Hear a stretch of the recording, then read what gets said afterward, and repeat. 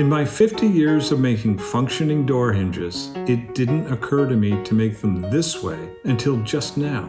They are to scale, more realistic looking, made from something I would have thrown out, and it was easy. In this video, I'll show you how I did it. Kits like this 29 Model A typically have molded nubs on the doors to represent the hinges. On this kit, the tooling is very nice. The hinges are represented well. But if you're planning on cutting the doors loose so they open and close, you'll need to replace the nubs with functioning hinges. A hinge is 2 or more bits that pivot around a pin. The pin can pivot in holes drilled into metal plates like a pair of scissors.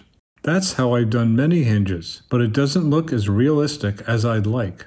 Or the pin can pivot inside stacked tubes, called knuckles, that are attached to what I'm calling arms, as in this hardware hinge.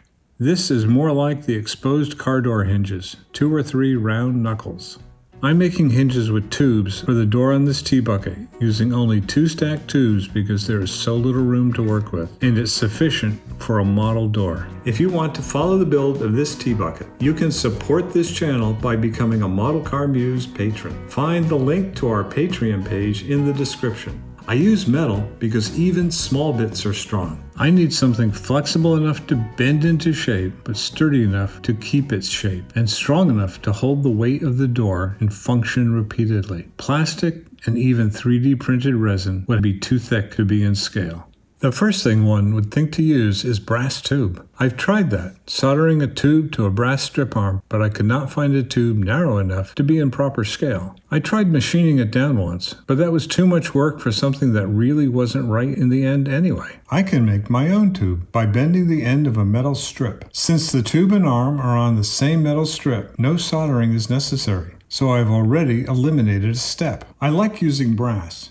It bends well, easily, holds its shape, and it's sturdy. But if you're cutting strips out of brass sheet, you'll have to get them parallel. Copper wire is a uniform width, and I found if I hammer it flat, I can both get a uniform strip and anneal the copper to be stronger by hammering. Cut the tip of the wire to square off the end before bending. The brass sheet and copper wire are good materials, but there's some prep involved before you get to the bending part. In my constant search for keeping it simple, I found a scrap material that I would normally be throwing out that is thin enough to be in scale, a strong metal, and already the right width. It's the metal of a sheet of photo-etched parts. What I want to harvest are the little frames that run in between all the parts. Ready some sewing pins to use as the hinge pivot points and to help align everything from the start. Cut a short section out of the photo etch. Curl the end of it around some round-nose pliers, 3/4 of the way around.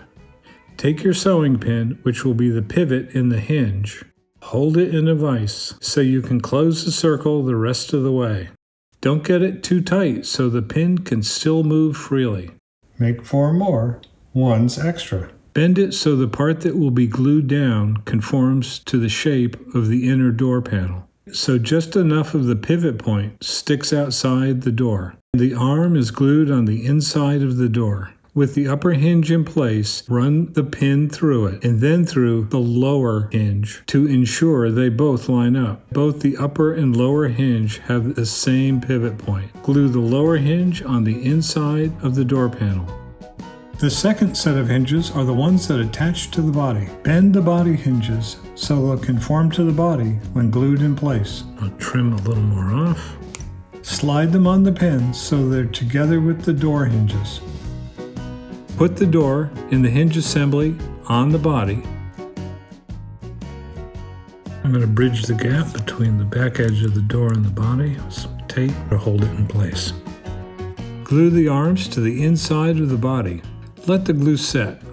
The arms may look craggy, but I left plenty of material for the glue to attach to. It will get covered up by the upholstery anyway. Cover up the nasty looking stuff on the inside of the door with the upholstery panel. To hold the interior door panel in place for pre-assembly, I attached magnets. I'll be able to easily separate the interior door panel and the door to paint them. When adjusting the pivot point of the hinges, it's really important to have them perfectly vertical, straight up and down. If the pivot points are vertical, the door should open straight out. If the pivot points are on an angle, the door might sag down. Prep the door and body for painting, filling the gaps with putty and sanding it all smooth. To finish, you'll need to make 2 short pins to replace the pin that we've been using to line everything up. Cut the pointy end off a sewing pin to remove the taper. File the point, round it off to smooth it, so it's easy to slide into the hinge. Determine how tall the pin has to be. Cut the other end with snips. You'll have a small burr on top. Leave that. That'll work like the head of the pin so it won't slip through. On the final assembly, slide the pins into the hinges on the painted door. After paint, place a drop of body paint on the top of the pin to secure it, using the paint as glue.